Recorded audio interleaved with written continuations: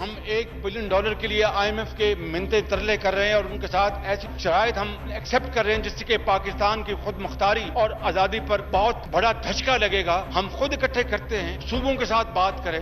180 ارب روپے جمع کرنا کوئی مشکل کام نہیں, لیکن یہ $1 ارب کے لیے IMF کے آگے ڈھیر ہو گئے ہیں. یہ سیکیورٹی رسک بن چکے ہیں. یہ جو ان کا IMF ڈیل ہے یہ غیر قانونی ہے. ہم آج بھی اس کو نہیں مانتے ہیں. ہم مطالبہ کرتے ہیں کہ IMF ڈیل سے نکلو, اس عوام دشمن IMF ڈیل سے باہر آئے. اس ملک کا اہم بل ہے, آپ بے شک بلڈوز کر لیں, یہ کل واپس ہوگا, یہ بھی میں آپ کو بتا دوں. ہم نے اس IMF ڈیل سے نکلنے کے لیے یہ حکومت کو ختم کرنا. سب کچھ لکھ دیا ہے آپ نے, اسٹیٹ بینک سے لے کے اس ملک کی پوری اکانومی جو ہے وہ آپ نے IMF کے حوالے کر دی. IMF ڈیل ہے, عوام دشمن معاہدہ ہے, ملک دشمن معاہدہ ہے, ہمارا معاشی خود مختاری پہ سودا. آج پاکستان کا معاشی جو ہے سرنڈر ہو رہا ہے. آپ جو ہے اسٹیٹ بینک کا کنٹرول جو ہے وہ IMF کو دے رہے ہیں. خدا کے لیے پاکستان کو نہ بیچیں, پاکستان کو